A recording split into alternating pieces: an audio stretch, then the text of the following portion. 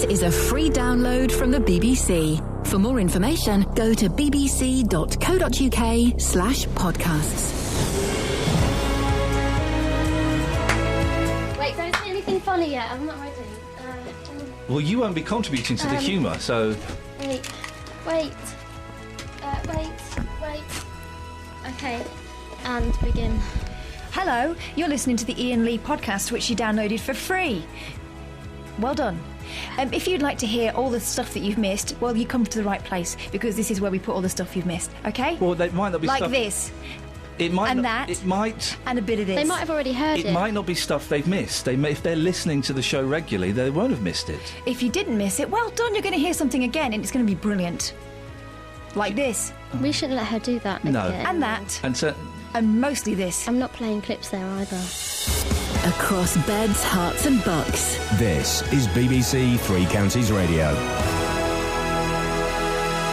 Matt from Luton is a regular caller. When he first started calling me a year ago, he hated me, although I think his opinion has changed slightly. Well, regular listeners will know that over the past few weeks, Matt's wife, Margaret, who lives in a care home, she's been very, very poorly, and last week he gave us a call to let us know that things weren't going particularly well. This week, he gave me a call to give me an update. Morning, Liz. Matt, I hear you've got some news for us. Yeah, Mum passed away this morning. About, I think it's around about 2:30.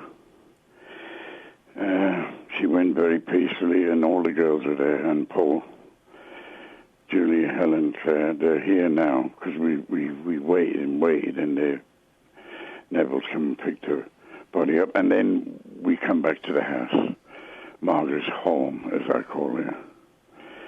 And I said to them, should I ring Iain this morning? They said, yeah, please ring Iain. So as we could, you're the one that, you're close to me, and we've had our differences, me and you, but you've been very close to me in the last few weeks. And you know that feeling because of your mum, that feeling I'm feeling now, but you know what it's like. And you could just have a few words to say to the girls and Paul, telling them how you feel for me. Well, Matt, I do know. I mean, my dad passed away last year. My mum's not very well. But you say that all the kids were with Margaret when she passed? We were all there. You were there as well? Yeah. Well, isn't that a gift? Oh, God. Isn't that a gift? Yeah, it was absolutely marvellous. And Julie was the last in, and she seems to wait for Julie to come in. Yeah, they know sometimes. Yeah, they do know. Yes, I'm sure they do. And she just slipped away, did she? Just slipped away, no pain, just relief on her face. Well, listen, no death is particularly good, but if you're going to go, then go quietly with all of your family around you. Yeah, that's something to cling on to. We were all singing our favourite songs, which I've told you before. But which one? Well, not daytime friends, nighttime lovers. You weren't singing that, were you? She loved Kenny Rogers, but, she had Story of My Life, Michael Holiday. That was one of her great songs. Story of My Life, Michael Holiday. Yeah, and of course, From a Jack to a King, that was her own song. Who did From a Jack to a King, the Elvis version? Miller. Eddie Miller? Ned Miller. Ned Miller, OK. So you're all singing that around her. Well, Oh, yeah, Bobby Darin was another favourite. Things. 18 Yellow Roses was a real favourite of the family. 18 Yellow Roses.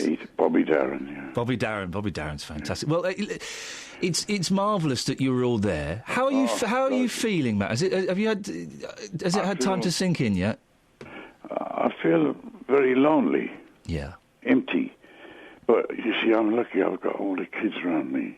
That's what's the most important part. And it's when they go, now that will be as you know yourself, you've had that with your dad. Yeah. And no one knows until it happens to them. Yeah. You know, but I'm lucky I've got a great family. Well, it sounds like you've got a fantastic family, and the fact that they were all able to come together to be there at this important moment is... You remember this time last week? Yeah. We didn't think she'd last 2 hours. And she stood, and she's been so strong and firm, and we can't believe the strength the woman had. Mm. She was always a great mum, but But she was so strong, she just waited for them all to be together. I'm sure of that now. You've got... Listen, Matt, there's a bit more sadness coming, as you know, because you've got the funeral and things like that. Yes. But you can all kind of start to move on now. And when I say move on, I don't mean forget Margaret at all. You'll never forget her. But you can all start to move on with your lives, knowing that she's at peace now. Yeah. And could you tell Jonathan also, please? Yeah, I will let Jonathan know. Because, you know, he was a great... I will let Jonathan know, don't worry. I will pass that on. And also, Matt, listen, you give us a call any time you want. I will, yeah. Even if you're a bit lonely first thing in the morning. Yeah. Don't you start... Well, I'm going to go back to normal, No, Ian, giving you a bit of stick, I think. No, you won't. I will not allow it. You give me as much stick as you want. You've got your friends down the boozer as well who would like to give me a bit of stick. Yeah. Matt, do me a favour. Yeah. Go back into the room with all your kids. Yeah. Give them a big hug and tell them you love them. Yes, yeah, they know that. Go and tell them now, because now is an important time for people to remember just how much they love each other, all right? Yeah, okay. Matt. Cheers, Ian. Thank you very much. Nice to speak to you, and we're all thinking of you and your family. Thank you very Lots of love. Cheers, Well, shall we play a little song for Margaret? I think it would be appropriate, wouldn't it? From a jack to a king. Bald men are unhappy. That's a fact, isn't it, Kelly? Here's the proof. Colin's in Luton. Colin? Bring back Dixon of Dock Green. Or Z-Cars? Oh, yeah. Oh, yes. Oh, no. Yeah. Oh, dear. Now, Colin... That's me. Do you know the name of this island where they only speak 18th century English? No, I'll be very honest with you. Until you said it just now, I had no idea it was there. Catherine, you're saying Tangier Island. I've just looked at it. I've looked it up, and there seems to be one called Tangier Island. Is it Virginia? Would that be right? I thought it was something like Saint... I thought it was a Saint something, like Saint Augustine or Saint Cramwell or St Bramley or something. Something like that. OK, I'll... But I don't know why. What have you got about Tangier Island? Tangier Island, Virginia, has a small population with a unique English accent. The accent, which is known as Hoytoida, is similar to the English Restoration-era dialect. Hoytoida. John Smith was the first European settler on the island. John Smith, of course, of Pocahontas fame. Oh, you're the card Disney. Yeah. Where is this island? Virginia. What? America. No, hang on. What, in America? Mm-hmm. Well, it's in America. Well, it belongs to Virginia. I suppose it's off Virginia. Let me look further into this. OK, you investigate further, Catherine. Yeah, interesting. There's an island. They speak 18th century English. I'd love to get a call from that island, or from someone pretending to be from that island. Anyway. What do you want, fella? The real reason I rang up Yes, was, Colin. about baldies. Yes.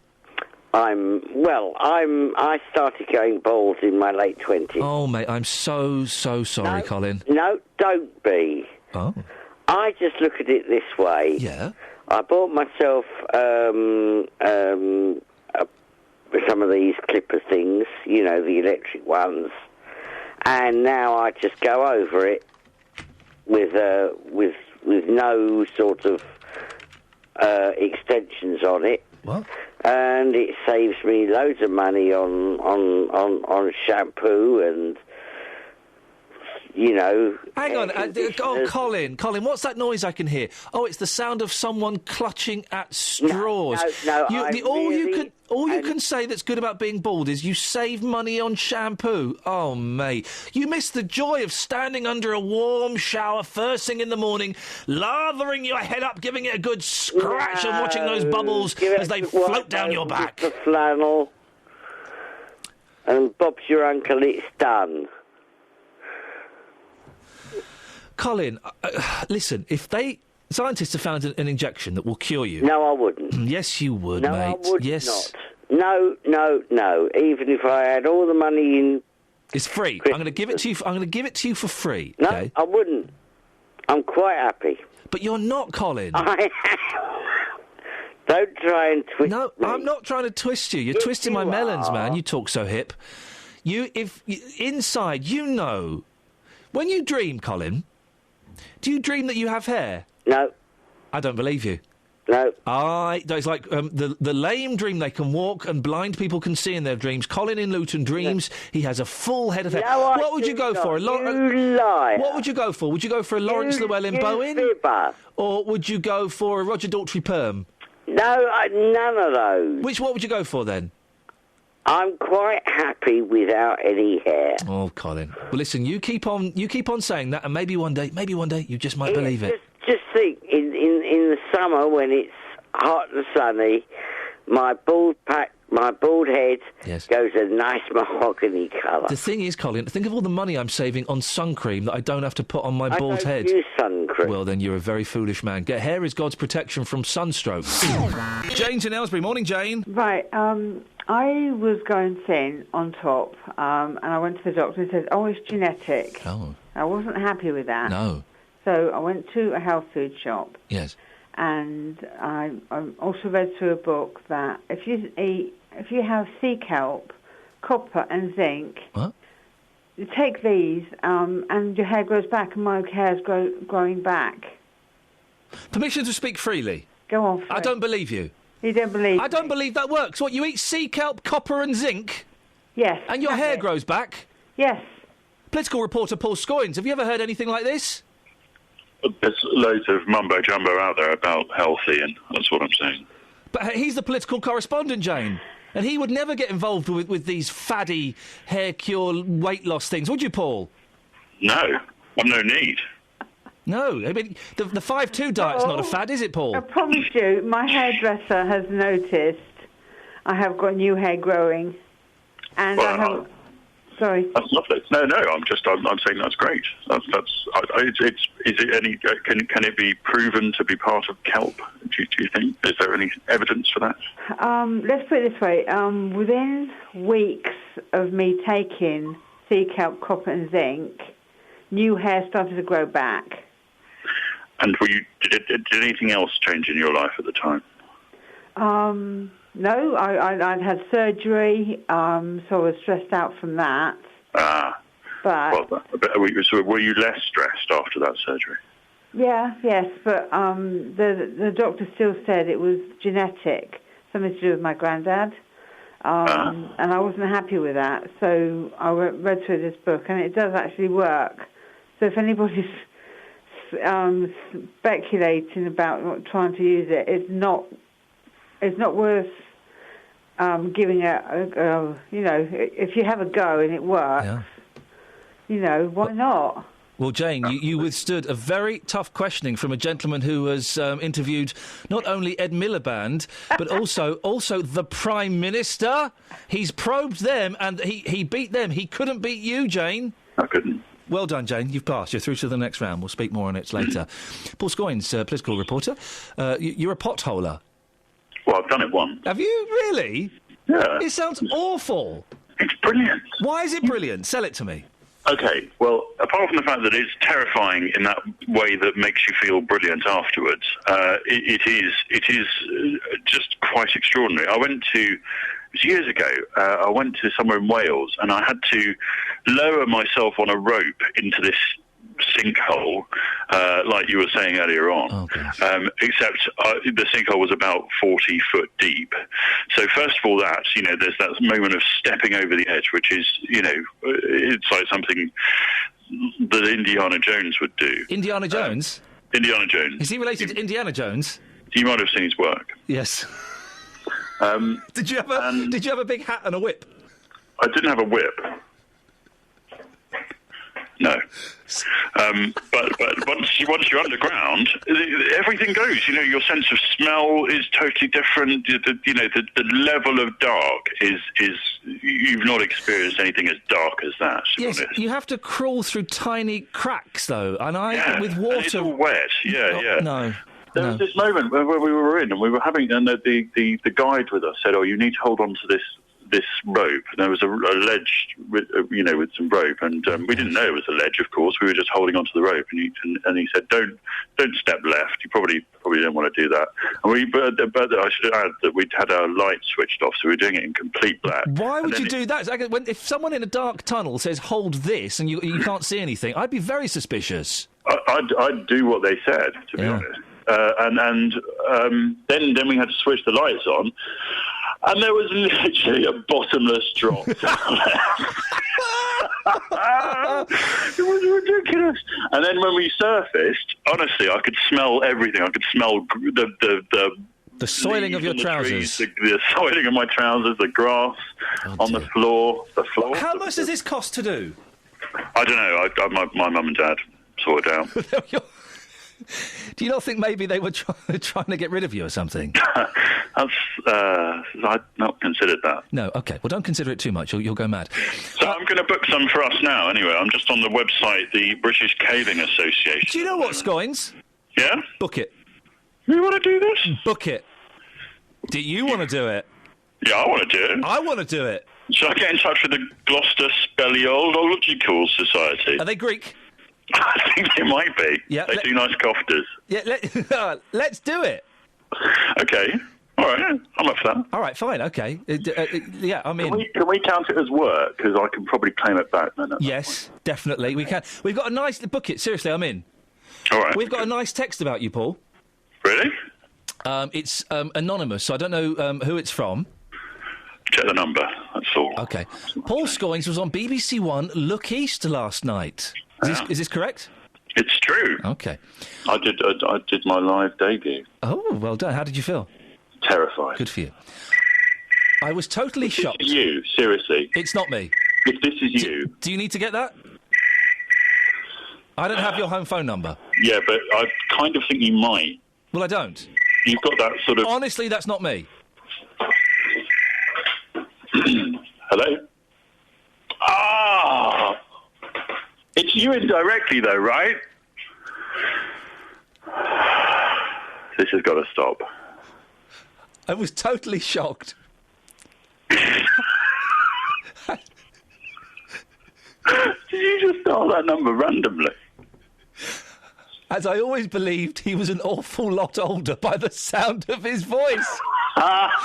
Very pleasant viewing. Be still, my beating heart.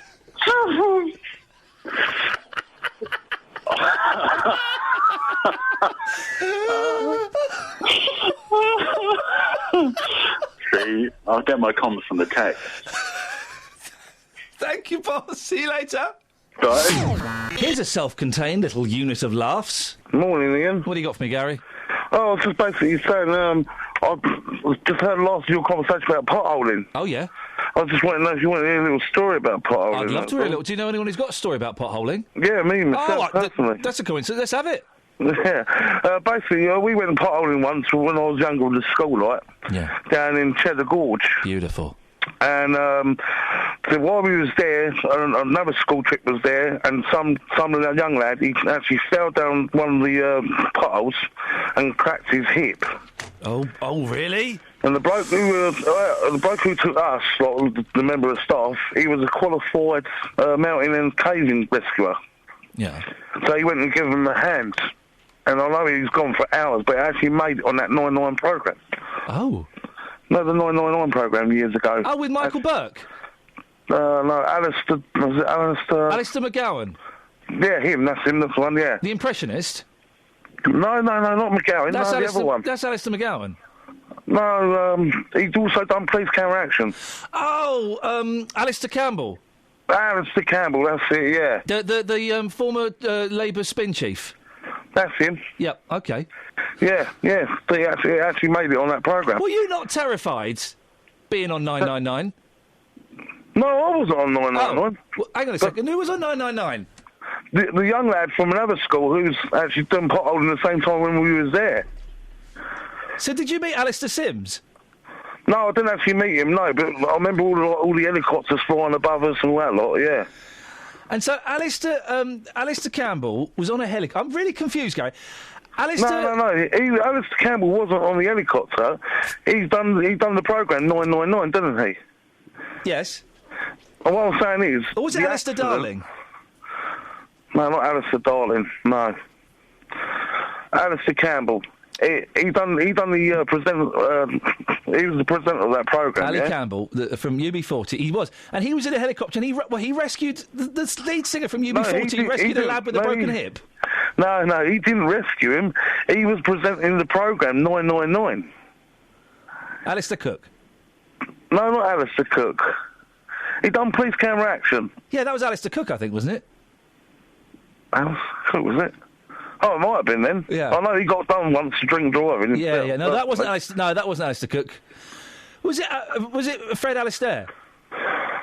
Oh, I don't know. He done the moves as well. He did all the moves. That'd be the dancer, Fred Alistair. Oh, He was married to Ginger Rogers. Might have been. I don't know. So let me just You lost me now, Ian. You've lost me, Gary. Let me focus on this for a second. You're telling me when you were on a school trip, a lad fell down in a pothole and Ginger Rogers rescued him. No, he didn't rescue him. He used to do a programme called 999. No, he did Singing in the Rain, didn't he? And Top Hat and Tails. Who are we talking about here? But I don't know. His name's Alistair something. Fred Alistair. No, Alistair something. You done Police Camera Action. Oh, you know, we're all over the shop here. We're talking about Alistair McGowan, aren't we? Alistair McGowan. No, he's an impressionist, isn't he? Not him. Alistair McCoist. Alistair McCoist, it might. That was him. Ali McCoist. No, he's a football player. No. You're thinking of Ali McCoist. Oh, yeah, Alistair McCoist then. Yeah. I swear Brian, you was on the wind-up for a minute then, Ian. No, I'm not on the wind-up, mate. I'm trying to get to the bottom of this story. Oh, right, OK. So Ali McCoist rescued a blind child who'd broken his hip? He didn't rescue him. What's he got to do with it then? He's a footballer. No, not him. Not Ali McCoist, the footballer. Alistair McCoist. You just said Ali McCoist. No, not Ali McCoist. Alistair McCoist. I don't think Ali McCoist can fly a helicopter. No, I don't know if he can fly a helicopter or not. I don't know. I don't know. Well, all I'm trying to say is, Alistair... Whoever you... Alistair McGowan? No, he's an impressioner, isn't he? No, you're thinking of Ali McCoist, the footballer. No, I'm not. So Alistair Sim? Alistair Sim? No, I can't remember his name now. You've lost me here, Ian. It's Mackenzie somebody. Alistair Mackenzie. That was it, the golf course designer. No. Was the kid all right in the end? Yeah, they managed to get him out in the end, yeah, but it took about 5 or 6 hours. I think it's... Listen, on a serious note, it really is good to applaud the bravery of people like Fred Alistair and Ginger Rogers for saving kids like that from potholes. Thanks for bringing it to our attention. Oh, God. They presented the programme. Albert is from Enfield. He makes meat nappies. He also has some thoughts on prenuptial agreements. He doesn't make meat nappies, he makes the meat wear nappies. Oh. Morning, Ian! Good morning. I used to go busking in Enfield. I say that every time you call in. How is the meat packing? It's all right. It's not bad. I'm still making a living. Good for you. Now, but prenups. Mylene Class regrets not getting a prenuptial agreement made after her marriage ended after 6 months, costing her £1.8 million. Oh, that's a lot. It's a lot of money. Would you ever get one? Well, I've been involved twice on both sides of the fence. I've been very unlucky in love. My first wife was very affluent, came from an affluent background. And an African background? And an African background. Right. She was an African princess. Yep. Her father owned most of Biggleswade. Yeah. The night before our wedding, she put all these papers in front of me that I had to sign, and I didn't know what I was signing, so I signed it anyway. Yeah. And sure enough, about 6 months later, unfortunately, she died in an unfortunate meat grinding accident. But there was nothing left. Everything had gone, even her ring. And so I lost everything. It all went to the state. So I'd like to think that they spent it opening new abattoirs. Yes. But then after that, luckily, I fell in love again. Good for you. My current wife, and I thought, well, I'm going to do it this time. So I got her to sign a prenup. So I just thought, if we divorce, I don't want her to get her hands on my meat. That was basically my thinking. I've got a lot of stock, a lot of money tied up in it. She's not getting me meat. I love her, but she's not getting that. How did you raise it? How did I raise my meat? No, how did you raise the subject of a prenup? I did it very delicately. Yeah. I got her drunk. And that kind of helped, really. She was half passed out, so I grabbed her hand with the pen in it. So technically, she signed it. And how long have you been married, Albert? Oh, ages now. It must be, 3 years? Yeah, and it's going strong? You're all still happy in love? Well, since she's become an elective mute, it's going swimmingly. OK, Albert, thank you very much indeed. Dun, dun, dun, dun. Dun! Listen, I've told you this. I am big friends with Tony Mortimer. Big friends. No. You tweet What's him. a big friend? You tweet him. It's a different thing. I am a big friend of Tony Mortimer. And in the week... Does that mean you're fat? Stop it! In the week, I promised I would get Tony Mortimer. Listen to me now, promising I will get Tony Mortimer. This is that bit. This is that bit, is it? OK. When's Tony Mortimer coming on? OK, that is, well, tomorrow. Really? Tomorrow we've got Andy from CBeebies coming on. Oh, that's a different person. Tomorrow we've got Andy from CBeebies coming on. I like him. OK, Andy from CBeebies is coming on. Tony Mortimer. I've just not even replied to him on Twitter. That's how cool I am. Hello, counties. That might be Tony Mortimer now. Is that Tony Mortimer? Not unless he's from Luton. Looking at the number. Kelly, is that Tony Mortimer? Hold on 1 second. Joyce. What, Ian? I'm on the phone to Joyce. It's not Tony Mortimer. Is that... Could you... It's Joyce and Leagrave, not Tony Mortimer. Do us a favour. What's up? Ask her to pretend to be Tony Mortimer when she comes Joyce, on from E17. Can I put you through and you pretend to be Tony Mortimer from E17? He's a band. I'll pop you straight through anyway. Is Tony Mortimer coming on? She's saying no. No. She's on fader 1, but she's just putting the radio off. OK. Tony Mortimer from E17. Tony? Joyce? Joyce? Back. Hello? Hello? Is that Tony Mortimer from E17? You wish. Hey, Tony! It's a long time, mate. How you doing, buddy? How are the other guys from the E17? This is Joyce here from Leagrave. Kelly? Sorry, I thought it was Tony from E17. You've typed on the screen Tony Mortimer from E17. That's what I thought. Is E17 near Leagrave? Can I call you... Joyce, can I call you Tony? My son's name is Tony. Beautiful, beautiful. So I'll call you Tony. What can I do for you, Tony? No, I was ringing up to say, please, tomorrow morning, could you give us more time slots, e.g. What? 7:15, 6:15, 6:30. I was listening and you made me late getting out of bed because you never gave me the times. We're back to Kelly Brook again. Hang on a minute. I've given the... It's funny you should say that, because I feel that I've given the time more today than I normally do, Tony. No, I've had you on since 6 o'clock. Oh. Yeah. Anyway, I do appreciate it. Why don't you... Have you not got a clock? I have, but it's so nice listening to your melodic voice. Oh, you are... Tony, you are a little flirt, aren't you? You cheeky little monkey. Have a good day. It's 8:40. Tony... Thank you very much. Great to speak to you, Tony. We'll speak to you again soon. Bye-bye. Take care. There you go, ladies and gentlemen. Tony Mortimer from E17. Nice. I really didn't believe that you guys were friends, but you've proved me wrong. It's one of my great pleasures in life, is proving you wrong. When's the real Tony Mortimer? Oh, for goodness sakes, that's just disrespectful. You introduce it. Ian, you say stuff wrong. No, I don't. February. There's 2 hours in February. Ferrari. Ferrari? How do you say Ferrari? Fury. Well, that's Fury. I'm talking about Ferrari. Ferrari? You're looking at me in a very macabre way. Anyway, the thing Richard in Windsor had a problem Milk. with was skeleton. Oh, yeah, say it. Say that word. What? Skeleton. Skellington. Cute. This is the BBC pronunciation unit here. Now, look, we've had several complaints about your poor pronunciation this morning. Go on. First of all, when you were reporting on Sochi, you were going on about Skellington. Yeah, the Skellingtons. No ing in skeleton. No. Get you to spell the word shortly. And I understand that you're pronouncing milk as in milk, which is incorrect. Right. In February, you're not pronouncing that correctly. Whoa. Certainly beware of the Ides of February.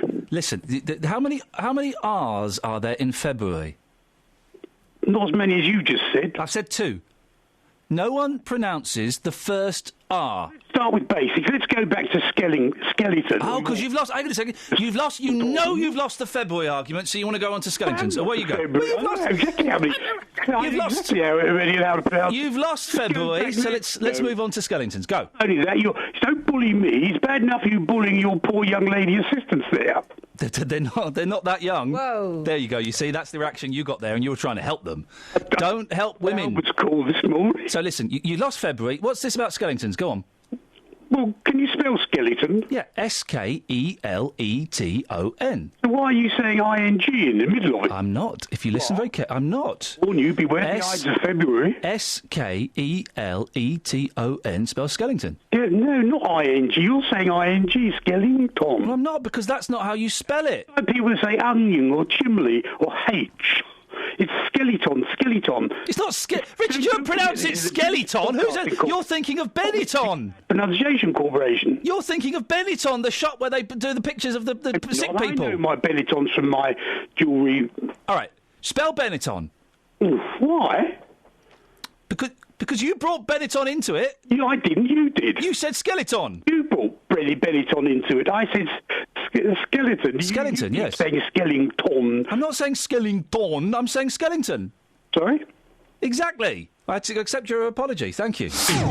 Now, Jonathan, you are a very talented young man. You have taught yourself how to play the pianola.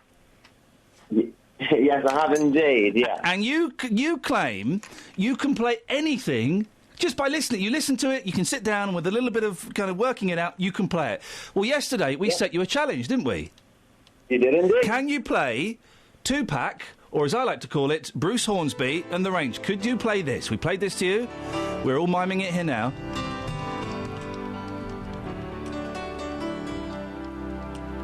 Goes higher.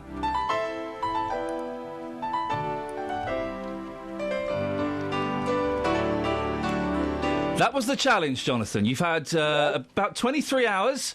Let's hear it. Okay. First things first, my piano is a bit out of key. Oh, here we go. Hey, hang on. Secondly, I spent about an hour doing it last night because I do have a daughter and stuff, so I do have a life. But here we go. This is what I managed to learn just from listening to it, okay? Okay. You can hear that okay? Yeah, that sounds great. Okay.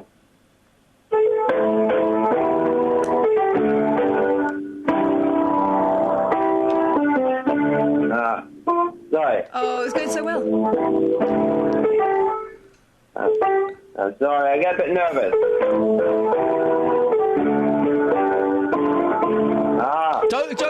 Jonathan, calm down. Don't be nervous.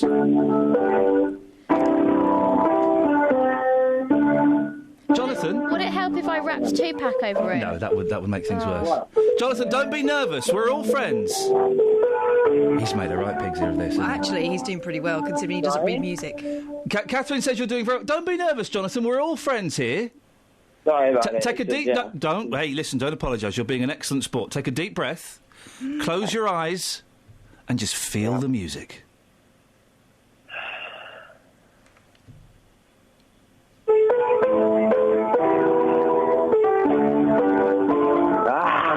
Sorry.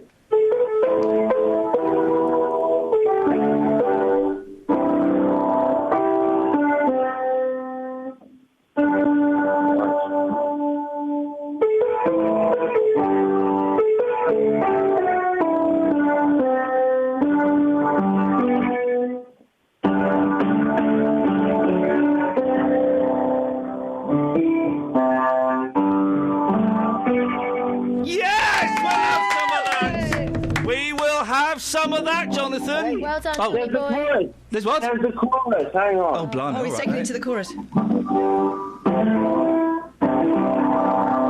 It's just the way it is. I wake up in the morning and I ask myself... Some things will never change. What did you think about that? Hey, come on, Jonathan. I think you've been a cracking sport, and I think if you did that all by yourself... do you live with people? I got my fiancée and my daughter, yeah. Well, I apologise to both of them profusely for inflicting that upon them, but I think you did... I thought he was great, wasn't he? That was really good. Really good. You're an excellent... The time I had, I did my best. The former head teacher of a Buckinghamshire boys' school will be sentenced today for historic child sex offences. Roland Peter Wright was among a group of teachers who abused pupils at Caldecott School in the 50s and 60s. One of Wright's former colleagues, Hugh Henry, who was due to be sentenced today, committed suicide on Tuesday. Well, joining me now is Tom Perry from Amersham, who was one of the first people to report Roland Wright. Morning, Tom. Thanks very much for joining us this morning. Good morning, Iain. If I ask anything that's inappropriate... I'll let you know. Please do, thank you. Can you take us back? How old were you when this happened, and how did it start? Well, I was 8 when I started at the school, and the abuse started when I was 12. It started because I was a rising star in the rugby team, or in rugby and within the school. And my aspiration was to become the captain of rugby, because these boys who were captains were treated very differently. They were the stars of the school. We were effectively the school's marketing department, and the rugby team was coached by Roland Peter Wright. And as we now know from the cases that have occurred, many of these boys were abused, including myself. And this how did it start? How did it start? Well, let me explain. Mr. Wright was very keen on athletic, sporting boys. And he was a very tactile man. And, of course, touching, even if it's a shoulder, even if it's a ruffle of a hair, even if it's a rub on the back of the neck, gradually it breaks down those thresholds, which we all have. And you get used to it.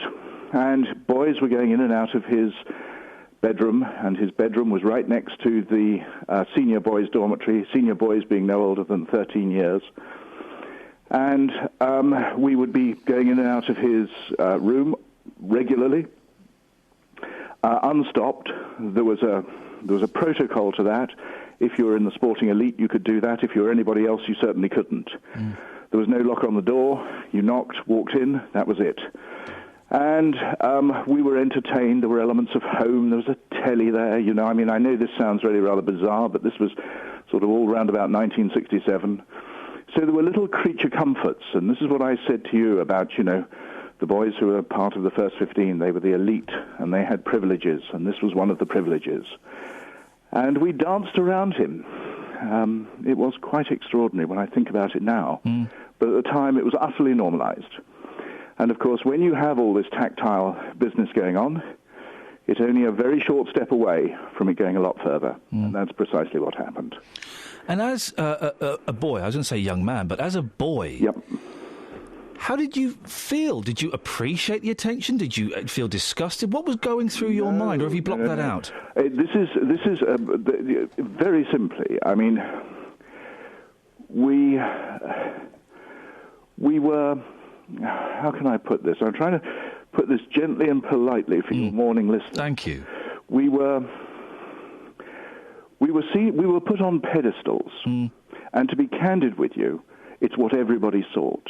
We all sought praise from this man, an urbane, fun, charismatic, E-type Jaguar driving, flat in London.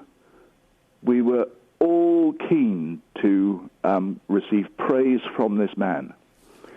And, you know, we fell into this enormous trap. That's how it was. And as you grew older, Tom, and got some distance from those events, how did it affect your life? Dramatically. Dramatically. Gradually, you know, I mean, I became an absolute workaholic. We all suffer addictions of various types. Some of our number have ended up as heroin addicts. I know two people who are now dead. And we all end up with major issues that we have to address. And, you know, there comes a time when gradually you have to face these things, and it happens to us at various different stages. Mine happened when my mother was imploding from Alzheimer's. So in other words, I no longer had to worry about the secret coming out. My mother never knew that I was abused. And I'd also had children with my partner, and my son was getting to that age where, you know, we were considering school. There was an awful lot of stuff that was on the news about clerical abuse in America. And I have to say, something went one night. It was an article that I read in a newspaper, in fact. And the explosion happened. And I went to see my doctor, and that was in 2000. And I, for the first time, made a disclosure. And that was 34 years after the abuse that I experienced as a 12-year-old. And if I may just correct one thing, because it's terribly important, it may seem minor to you, your listeners, this is not historic abuse. That's a deeply, and you didn't mean it, and I quite accept that. This isn't historic. The sentencing is today. What's historic about that? And would Doreen Lawrence, mother of Stephen, describe her son's murder as historic? No, it's murder. I wish we'd get over this. Very pleasingly, Chief Constable of Thames Valley, no longer, the whole force doesn't describe it as historic abuse, so there we are. I appreciate your correction, Tom. Thank you. Pleasure. Mr. Wright was also, I believe, having affairs with some of the mums. Oh, Lord, yes. He was all over the place. Yes, he was, yes. And the mothers thought he was absolutely wonderful. Again, you know, the Urbane E-Type jag-driving charmer, you know, Mr. Smoothie. And there was a competition between him and another man that was at the school as to who could bed the most mothers. And I know absolutely, and also sisters of the boys who were at the school. I know in court today will be a man whose sister was dating Wright. Also in court today will be a man whose mother was bedded by Wright. He was bedding the mothers and abusing their sons. I mean, it is just, the whole thing is just surreal, to be candid with you. But that's just as things are. This case has taken an incredibly long time to come to court, isn't it? Why is it so long? Well, the case against Mr. Wright, I was the first pupil at Caldecott to speak, and the case against Mr. Wright was stayed in 2003. And a stay means that it was awarded on the basis of, just to get technical for a moment, the Selwyn-Bell precedent, which says, as a result of the passage of time, the defendant cannot receive a fair trial, in brackets, never mind about the victims, close brackets. That dismisses and gets rid of a case. Now, Mr. Wright then never had to answer the question, and no criminal stay has ever been lifted, so I've not got justice. However, we then had a documentary, created a documentary in 2008, and that won a BAFTA. It's called Chosen. It was about the architecture of institutional sexual abuse, and many more victims came forward, and more people named more perpetrators. And so, finally, the dam started to break at Caldecott, and it became a point in the end that so many more victims came forward against Mr. Wright that it was felt that no longer could all of the cases by then that had built up be held back anymore. And so, finally, and at last, and very belatedly, Mr. Wright was recharged with new offences, and all the other men who had been exposed were also charged. One of those other men was Hugh Henry, who was due to be sentenced today. He killed himself a couple of days ago. Yes. What are your thoughts on that? Well, I'm sorry for all the innocent victims that surround Mr. Henry. In every child abuse incident, there is an immense personal car crash. And most of the victims of that car crash are innocents. And that includes members of Mr. Henry's family. So I find that tragic, candidly. I'm very sorry for the boys who have complained against Mr. Henry, one of whom I know flew in from Canada for the sentencing hearing and arrived only yesterday. It's almost like trying to grasp a hologram. And I think that's a tragedy. But there is one further comment that I'd like to make on it. Perpetrators are very controlling people. And Mr. Henry has displayed the ultimate control right at the very end of all this by denying his victims once more. And I find that tragic. Tom, Roland Peter Wright is going to be sentenced today. Will any sentence be good enough, in your opinion? Well, this is going to sound most strange, because don't forget, it's not for me to say, because regrettably, my case was stayed. I now have to issue, and I did 10 days ago, issue civil proceedings against Mr. Wright. The sentence is not the point. Not for me, anyway. It will be to some, I'm sure, but, you know, we all have different views, and I can only give you mine. I think from one respect it is important because it will send a very important message to those people who are abusing children today. Okay? That is vital, that he gets a strong sentence because of the message it will send. So we will have to wait and see. I wouldn't be surprised if the judge takes full account of that. But what we must all realise is that the law that applied in these schools and other institutional settings that applied when I was abused in 1967 hasn't changed. If I walk into a room as a member of staff in a regulated activity and I see a child being raped, I am under no obligation in law to report that to anybody. If I do, I'm a whistleblower by default. So that gets passed up to, let's just say, the headmaster of the school, who has statutory responsibility for safeguarding. In fact, the governor does, the chairman of the Board of Governors. They are under no compunction to report it. None whatsoever. So for me, personally, this has been about getting a change to the law so that finally and at last, a functioning child protection system grounded on decent law can finally be delivered within regulated activities in all schools. And that's why I set up Mandate Now, which is a petition, and it is also a campaign, and we're engaged with government on this, to see a change to the law to make child protection within all regulated activities effective. Because at the moment, reporting child abuse, unbelievably, or suspected child abuse, is discretionary. So you'd like to see it, Tom, if I've got this right, mandatory. If a teacher, for example, suspects another teacher of abuse, they are legally obliged to report it? Yes, because, you see, if you don't have that, there are all too many reasons not to report it. He's my friend, he's more senior than me, it's a hierarchical setting, what will the other people say to me? Will I be isolated within the school? Have I made a mistake?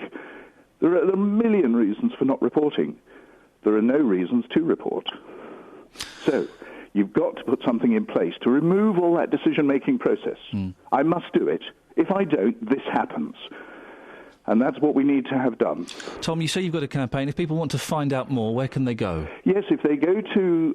they just pop onto Twitter, @Mandate Now, all one word, or just put in Mandate Now, straight into Google, and then they will see it all set out in very clear form.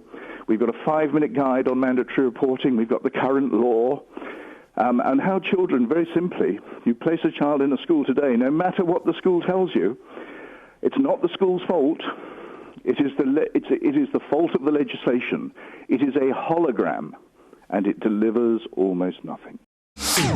Now, if you remember back to earlier in the week, and indeed earlier in this podcast as well, so that's 2 earlier backs, you have to cast your mind back. Are you following me? I could just put this with the other one, though. No. Okay. So on both Jeopardy, you see, we have to go through a journey. On both instances of the podcast about 20 minutes ago and in the show a few days ago, I said I knew Tony Mortimer, we were very good friends, I would get him on the show. Neither of you believed it. Have a listen to this. To my production team next door, Catherine Boyle and Kelly Betts. Oh, right, yeah. Good morning to you both. Yeah. Good morning. How are you, Kelly? I'm very, very well, thank you. Catherine, yourself? I'm excited. You owe me, ladies. What? This is my sexiest voice, by the way, that I'm putting on. What? It is. You owe me, both of you, a big apology. Where you go? Well, hang on a minute. Let's just have a little think about this. Big apology. You told us you knew Chaz and Dave. Yeah. We got Chaz on. Chaz and Dave's stepson, nephew, whatever. His son-in-law, yep. OK. Then you told us, who else does he say he knows? Oh, everyone. So when you said Tony Mortimer off of E17... Big friends. I mean, it's reasonable that we would doubt you. Yeah. I'm willing to apologise. Away you go. Ian Lee. Yeah? I'm so very sorry. Catherine? You were right. Apology, Catherine? Yeah. All right, let's... Tony Mortimer from E17's on the line. Morning, Tony. Good morning. He's kidnapped me. I'm at his house in a cupboard. I knew it!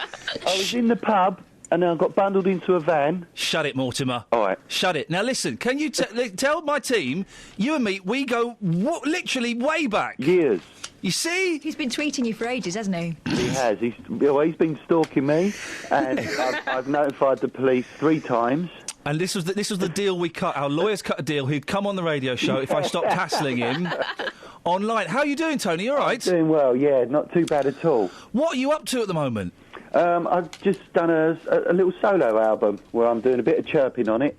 Called Songs from the Suitcase that I've kind of collected over the last few years. Yeah. I'm out doing that at the moment, doing the rounds. Are you doing some gigs and stuff? Yeah, I'm going to speak to some promoters, and I just signed a record deal for 4 albums and stuff. Hey, blimey. Yeah, because listen. I remember interviewing you a few years ago and was telling you you're a cracking songwriter, and you kind of played it down a little bit, going, "Well, I don't know, But you've written some pop classics. Oh, thank you. Well, I think I've been writing songs since I was 14, and it's kind of what I do. But then I know what I'm like, and I know that sometimes I write absolute stinkers. Yeah. And yeah, of course. But listen, Stay Another Day, right? Yeah. Even if you never wrote another song, if you never wrote another song, right? Yeah. You've written a pop classic. Thank you. And you've written more than one pop classic. Oh. So what have you been doing for the last few years? Well, since the band, I guess raising a family, all that happens in your life. Yeah. How old are your kids? Oh gosh, 18 and 20. What? Yeah. What? 18 and 20. I had them when I was 3. What? I was going to say, what, they 18 months? 18 and 20 years old? Yeah. He's a man.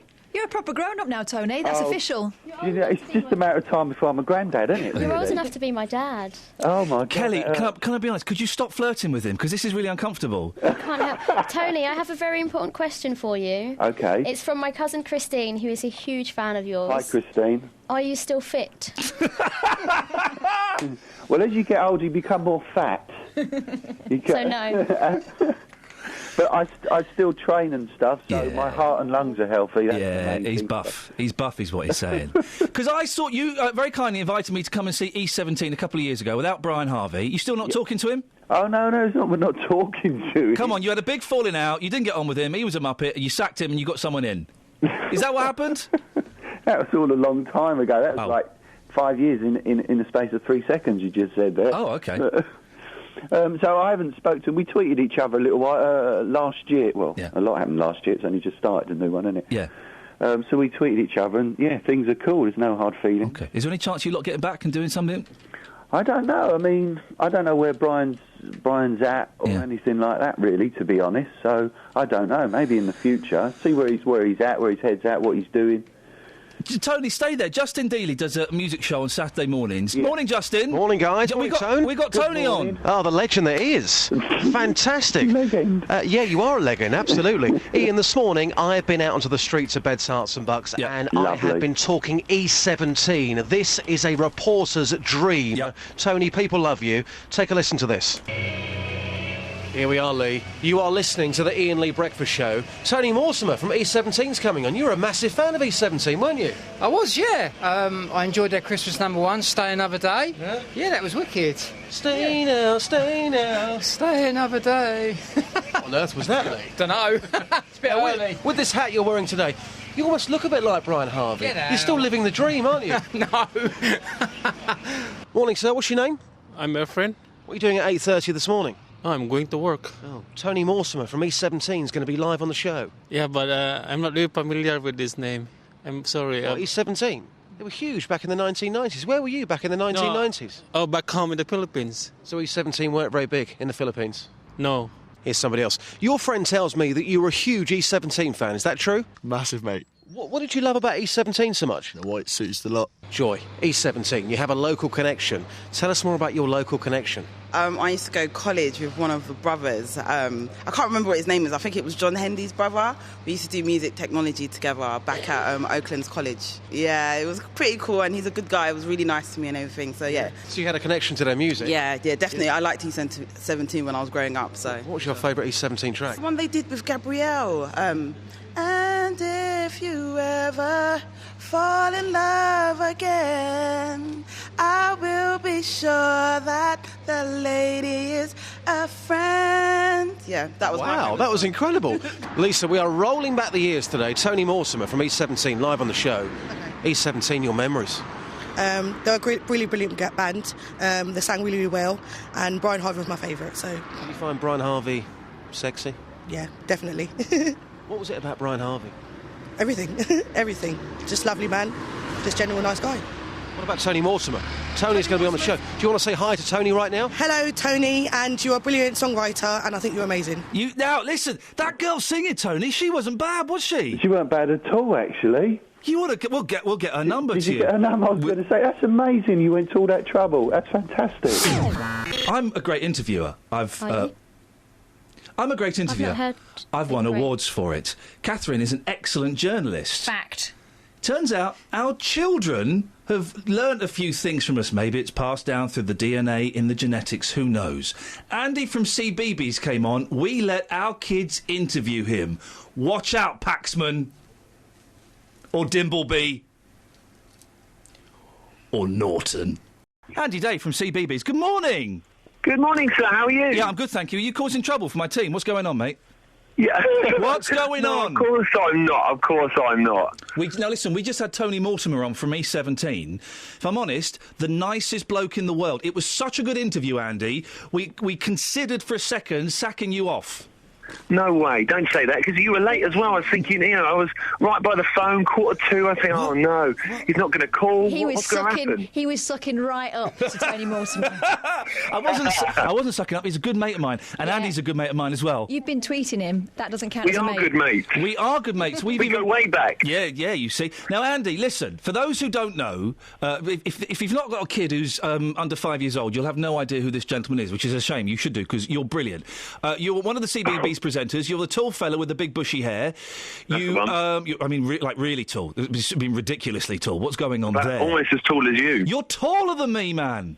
No, we're the same height. Well, your hair adds an extra 6 inches. My hair's bigger than yours. It's very, very bushy. But we think you're brilliant in our house. I've got 2 young lads, 4 and 2. Thank you. Catherine, you've got girls. What do girls think of Andy? They think you're my mate. I told them I'd phoned you up a couple of times through work, but they assume that we're now friends. So now, whenever you come on, it says, "Oh, look, there's your friend Andy, Mummy." Now, look, we know you're doing a show. You're doing a show in Dunstable soon. I will let you plug it. And Radlett. All right, calm down. I will get that plug in. I will let him plug it if he answers the questions well enough. Now, okay. What am I going to ask a guy from CBeebies? I don't know, not a lot. But my 4-year-old and Catherine, which both of your girls, 2 and the 5-year-old, they have set the questions. Oh, okay. So, here comes question number 1. This is from my 4-year-old boy. Have a listen. How do you get out of your building thing? So, Andy, how do you get out of your building thing? Okay. Standard CBeebies magic, really. A click of the fingers, a few magic words, and then I'm out. Okay. And it involves a lot of running around and getting from place to place in a matter of seconds. Okay. It's difficult. So there's a lot of magic involved. Good answer. Good answer. Good. Which one of yours shall I go for, Catherine? If you do the Father Christmas one, that's my 5-year-old. Okay, let's have. This is Catherine's 5-year-old. Hello, Andy. Do you know Father Christmas? Oh, good question. Well, do you? Oh, it's a good one. Yes. Yeah. Absolutely. Well, he comes every year to the CBeebies house, and we always know about it. He's good friends with us. At CBeebies. Can I hear Andy typing an email to his agent saying, "What the hell? Get me out of here! Quick! Someone make a phone call." What's that Alex like? I'm suspicious of Alex. He's a troublemaker. Yeah, I'm suspicious of him.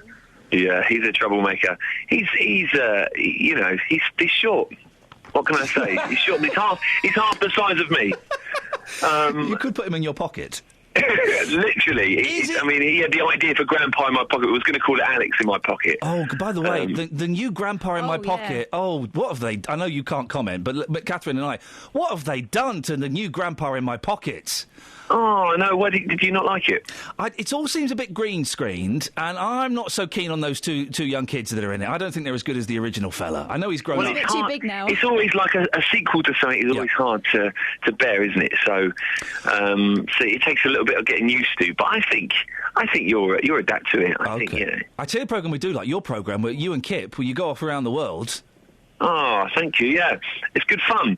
It's brilliant. Absolutely, yeah. It's brilliant. It's a natural history kind of thing where you get to go and look at weird animals. But you were a frog yesterday, so you were covered in it. We love that one. Was it straw poison dart frog, was it? No, the big African bullfrog. So you were up to your knees big in African bullfrog. swamp. Oh, okay. Well, you know that there's, in fact, in 2 weeks' time, here's another plug, Andy's Dinosaur Adventures. What? Whoa. Yeah. Really? So, if you like animals, you're going to love the dinosaurs because, I go back in time. I've got a grandfather clock that takes me back in time. I work at a museum now. Mate. You're toying with my dreams, Andy. No, honestly. And I'm there. the boys are going to love this. And the thing about CBeebies I like, serious for a second, right? We're very, very careful, and I'm sure you're the same, Catherine, we're very careful at what we let the kids watch. We don't let them watch CITV, we don't let them watch any... It's CBeebies because... They'll have a laugh. You feel safe. You feel safe. You'll have a laugh with things like Grandpa in My Pocket, and then you've got Old Jack's Boat. But you've also got the stuff like your programmes, like Nina and the Neurons, like I Can Cook, where it's entertaining, but they're actually learning something. Yeah, exactly. Yeah. I mean, you find that most of the comments you get from parents, actually, is that, you feel very, very safe to put your kids in front of the TV because you know that the content is going to be educational and it's going to be fun as well for the kid. I think a lot of the parents, I mean, you guys could comment on this, a lot of the parents like watching it as well. It kind of... It's quite entertaining for you guys. Oh, yes. You could be sat in front of worse stuff with the kids. We've got time for 2 more quick questions from the kids. Catherine, which one of yours would you like? Numbers. That's my 2-year-old. OK, this is from Catherine's 2-year-old. My favourite number is 2. What's yours? What's your favourite number, Andy? My favourite number is 15. It's my lucky number. Good answer. I'm not sure what this one is. This is from my boy. Hang on. How do you get in the other programme, Andy? Oh, you kind of answered this. How do you get into the other programmes? Like I said, a lot of magic, a lot of CBeebies magic. He's very interested in access, isn't he? And Alex and Kerry and Katie and sometimes myself link me into it. Oh, yes. I'm going to squeeze in one more question from my boy. Hang on a second. Andy, do you have any doors in your house and any windows? He was eating celery. He was eating cucumber at the time. But, Andy, do you have any doors and windows in your house? Yes, I do. I actually live... are you talking about the CBeebies house? Where you live, yes. CBeebies house, yes. There are doors and windows. There's a nice big window. We can see out. Sometimes it changes from a Christmas scene to a summery scene. And in fact, next week is a dinosaur scene. Fantastic. So we see quite a lot through that window. Last question from the kids. How did you get to be so famous? And it must be because you are, to these kids, OK, you are a huge star, aren't you? Well, it's the first thing that they watch, really, because they're kids. They're watching children's TV. So I suppose we're the first people that they watch and learn from. And I've been to one of your live shows before, and we had to. The boy was a little bit too young for that one, and we had to leave because he got quite upset. But not your fault. We took him too young. But they scream at you like pop stars. They go mad. Oh, it's very sweet. I always do the same outro. Why don't you just... You know what you always say? That's it. That's it. That's your lot. Ta-ta. Thanks for downloading. iain.lee@bbc.co.uk. That's where you can email me. I'm enjoying the week. I'm enjoying the week. 6 till 9. I'll do some sort of show. You're fired. Thanks for listening to this free download from BBC Three Counties Radio, your local radio station for beds, hearts and bucks, on FM, AM, digital radio, and online at bbc.co.uk/3counties.